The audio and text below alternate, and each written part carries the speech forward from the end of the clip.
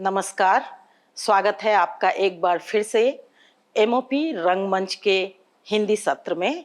आज के इस सत्र में हम पढ़ने जा रहे हैं बिहारी लाल के कुछ दोहे। हम जानेंगे साथ ही उनके अर्थ और उनके लिखने का तरीका। मैं हूं आपके साथ सुधा त्रिवेदी। बिहारी लाल के कुछ ही दोहे हम इस सत्र में पढ़ेंगे। 5 दोहे जो आपके सामने यहाँ पर हैं, इन्हीं दोहों को हम जानेंगे उनके अर्थ और व्याख्या लिखने के तरीके के सहित। जैसा कि आप देख पा रहे हैं, पहला हमारा दोहा है, सोहत ओढ़े पीत पट, श्याम सलोने गात, मनहु नील मणिशैल पर आतप पर्यो प्रभात। दूसरा दोहा है, कहलाने एकत बसत, कहलाने एकत बसत, अहि मयूर मृग बाघ, जगत तपोवन सो कियो, दीर्घ दाघ निदाघ। तीसरा दोहा है आज का हमारा, जप माला छापे तिलक, सरे न एको काम, और मन कांचे राचे वृथा, साचे राचे राम। हमारा आज का चौथा दोहा है इसी क्रम में, कनक कनक ते सौगुनी। आप लोगों ने जरूर सुना होगा ये दोहा, ये बहुत प्रसिद्ध दोहा है। कनक कनक ते सौगुनी, मादकता अधिकाय, और इही खाए बौराय नर, उही पाए बौराय। आज का हमारा अंतिम और 5वां दोहा है, मेरी भव बाधा हरो, राधा नागरी सोए, और जा तन की झाई पड़े, श्याम हरित द्युति होत। हम इन दोहों के अर्थ जानेंगे, और अर्थ के लिए अर्थ केवल जानेंगे ही नहीं, उनको कैसे परीक्षा में लिखते हैं वो भी हम जानेंगे। और जैसा कि हम आपको पहले से बताते आए हैं, उसके जो स्टेप्स हैं, वो जो जिन बिंदुओं के अंदर आपको उसके अर्थ लिखने हैं वो इस तरह है। सबसे पहले हम लिखते हैं संदर्भ। संदर्भ में क्या लिखते हैं? संदर्भ में ये दोहा कहाँ से लिया गया है, इसके रचयिता कौन है, और जाहिर है कि जब आपने रचयिता की बात बता दी तो कवि का परिचय देना होगा। कवि का परिचय में हमें ये बात ध्यान में रखने की बड़ी आवश्यकता पड़ती है कि उनका जन्म कहाँ हुआ है, उनके माता पिता कौन हैं, कब हुआ है उनका जन्म। इसके साथ ही आपको जो बहुत आवश्यक बिंदु है वो ये लेना आवश्यक है कि उन्होंने कौन सी रचना लिखी है। रचना के ही कारण हम उनको जान रहे हैं, तो ये हमें जानना आवश्यक है, उसका उल्लेख जरूर कीजिएगा। जैसे आज बिहारी लाल के दोहे पढ़ रहे हैं तो बिहारी लाल अपने सतसई के कारण जाने जाते हैं। इसके बाद हमने एक बिंदु जो रखा है वो है पुरस्कार और सम्मान। रीतिकालीन कवि हैं बिहारी, उस जमाने में इस तरह के पद्मश्री पद्म भूषण सम्मान तो हुआ नहीं करते थे, लेकिन इनको पुरस्कार मिलता था कि जो राजा जयसिंह थे जिनके दरबार में रहकर ये कविताएं करते थे, वो इनके एक दोहे के ऊपर 1 स्वर्ण मुद्रा देते थे। तो पुरस्कार में आप उसका उल्लेख कर सकते हैं। उसके बाद हमारा जो अगला बिंदु है वो अर्थ है और विशेषताएं। यहाँ हम बिहारी लाल के जीवनी को देख रहे हैं। 1603 में लगभग लगभग शब्द का अर्थ है कि उस जमाने में हमें एकदम से सही नहीं पता है कि कब उनका जन्म हुआ। मध्य प्रदेश के ग्वालियर के पास एक छोटा सा गांव है गोविंदपुर, उसी जगह पर इनका जन्म हुआ था 1603 में। इनके पिता का नाम केशव राय था और ये जाने जाते हैं अपने छोटे छोटे दोहों के लिए। ये वाकया जो आप यहाँ पर देख रहे हैं वो इनके दोहों के संदर्भ में हुआ। जो राजा जयसिंह थे वो अपनी 7वीं सबसे छोटी रानी से बहुत ज्यादा अनुरक्त थे और राजकाज में ध्यान नहीं दे रहे थे। तब उन्होंने ये दोहा लिखा था, नहीं पराग नहीं मधुर मधु, नहीं विकास इह काल, अली कली सियो ही बंध्यो, आगे कौन हवाल। तो राजा उनको चेतना आ गई और उन्होंने राजकाज में ध्यान देना शुरू कर दिया। तो इस तरह से आप देख रहे हैं उनकी जीवनी। उनका जो ब्याह हुआ वो मथुरा की एक लड़की के साथ हुआ था। वो चले गए, मथुरा रहे, लेकिन ससुराल में उनका अनादर होने लगा। वो फिर वृंदावन चले गए और वृंदावन में ही 1663 ईस्वी में उनकी मृत्यु हो गई। उनके छोटे छोटे जो दोहे हैं, 700 दोहे, वही उनकी कीर्ति के आधार स्तंभ कहे जाते हैं। यही इनकी रचना बिहारी सतसई आपको याद रखना है। 700 दोहे हैं, एक एक दोहे में गागर में जैसे सागर भर दिया है। सत सैया के दोहरे अरुणावक के तीर, देखन में छोटन लगे घाव करे गंभीर। तो अब हम उनके परिचय के बाद देख लेते हैं कि उनकी शैली किस तरह की है। जैसा मैंने बताया कि उनकी शैली बड़ी ही कसी हुई शैली और बड़े ही ध्यान से उसमें वो बातें करते हैं, चमत्कारी, कहीं कहीं मुहावरों का भी प्रयोग करते हैं और अलग अलग प्रकार के दोहों में उनकी शैली बदलती चलती है। उसके बाद हम देखेंगे अर्थ कैसे जानेंगे अगले दोहे का, तो वो आप देख लीजिए। हमारा पहला दोहा था, सोहत ओढ़े पीत पट। सोहत मतलब शोभ रहे हैं, ओढ़े यानी पहने हुए, पीले कपड़े, और सलोने मतलब जो उनका सांवला रंग है। सलोना का भी अर्थ आप जान लीजिए, लवण होता है ना, सलवण यानी नमकीन यानी सुंदर।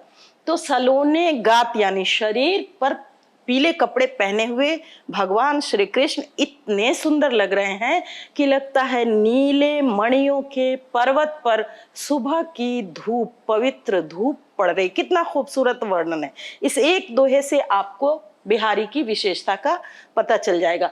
तो अर्थ लिखने से पहले हमें क्या लिखना है, संदर्भ। संदर्भ में हमने क्या लिखा है, रीतिकाल के कवि हैं बिहारी, तो हमें लिखना है कि हमारी पाठ्य पुस्तक में उद्धृत है और बिहारी सतसई से लिया गया है और बिहारी इसके रचयिता हैं। उसके बाद प्रसंग क्या है, कृष्ण की सुंदरता का वर्णन किया गया है। अर्थ में जो अर्थ हमने आपको बताया वो अर्थ आप लिखेंगे।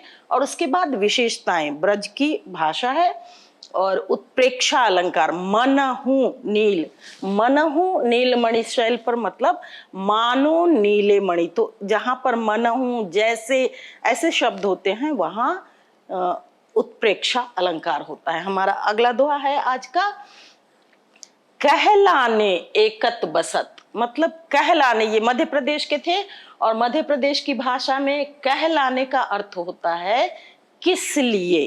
कहलाने मतलब किस लिए। एकत बसत अहि, मयूर, मृग, बाघ, किस लिए ये सभी दुश्मन है।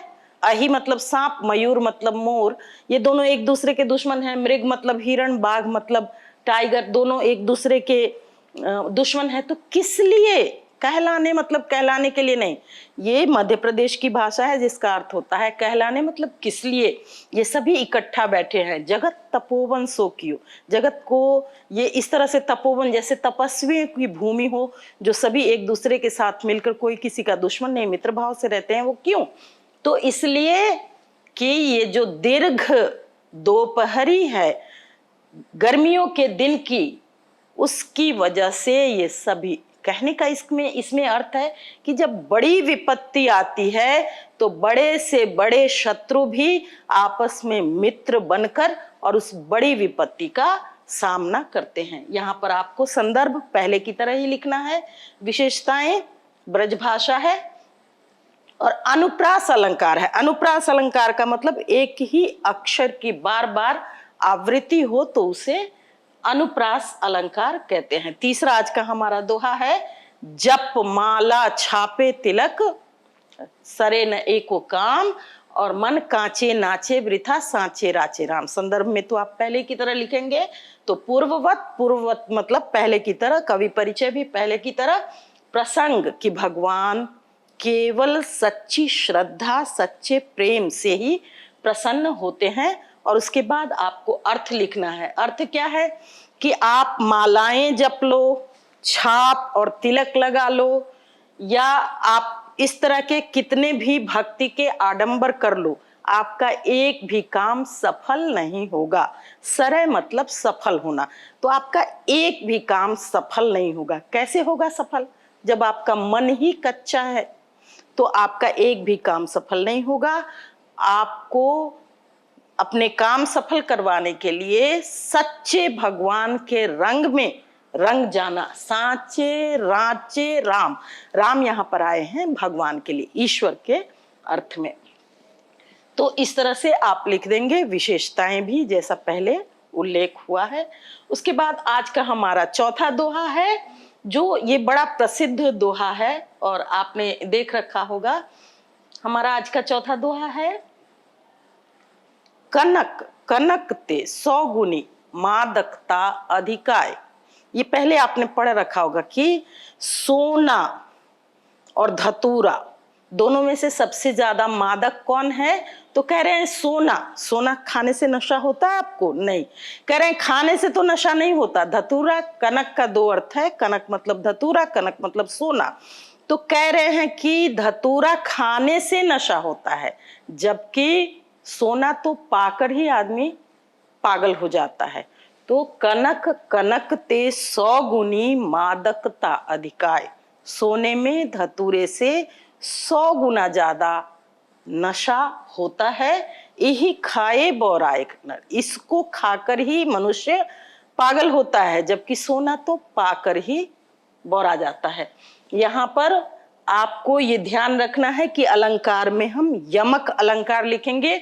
और यमक अलंकार क्या होता है? जहां दो शब्द अलग अलग अर्थों में एक ही साथ प्रयुक्त होते हैं। और पांचवा दोहा है आज के लिए आखिरी। ये दोहा है, मेरी भव बाधा हरो राधा नागरी सोए। सोए मतलब वही, सोए वाला नहीं, सोए मतलब वही। मेरी भव बाधा, भव बाधा मतलब सांसारिक दुख, हरो मतलब हरण कर लो, मतलब दूर करो। राधा नागरी सोए, वही वाली राधा जा तन की झाई पड़े, जिसके शरीर की झाई मतलब छाया, छाया मात्र पड़ने से भगवान श्री कृष्ण का रंग भी, उस पर भी हरियाली छा जाती है, खुशी छा जाती है। तो आप हमारी बाधाएं तो हरण कर ही सकती हैं। तो यहाँ भगवान श्री कृष्ण की नहीं बल्कि राधिका की प्रार्थना की गई है। इस एक दोहे में 2-3 अर्थ मैं आपको यहाँ नंबर वाइज बता रही हूँ, नंबर 1, नंबर 2, 2-3 अर्थ एक ही दोहे में है। दूसरा अर्थ क्या है कि राधा है गोरी यानी पीला, और कृष्ण है सांवले यानी नीला, और नीला और पीला मिलता है तो कौन सा रंग बनता है? हरा। तो हरियाली उस अर्थ में है। तो इस तरह से हम देखते हैं कि अलग अलग इसमें 2-3 अर्थ हैं। नागरी मतलब चतुर, आपको देखकर भगवान श्री कृष्ण भी प्रसन्न हो जाते हैं, तीनों लोकों के स्वामी, तो आप मेरे दुख तो दूर कर ही सकती हैं। तो इस तरह से इसका काव्यगत सौंदर्य है। और अगर आपको लिखना है परीक्षा में तो इस तरह से आपको कठिन शब्द लिखना है और उसके अर्थ लिख सकते हैं। तो आज के लिए इतना ही। मुझे उम्मीद है कि आपको ये सभी दोहे अच्छी तरह याद भी हो जाएंगे और आप उनको अच्छी तरह से परीक्षा में लिख भी सकेंगे। बहुत बहुत धन्यवाद। जय हिंद।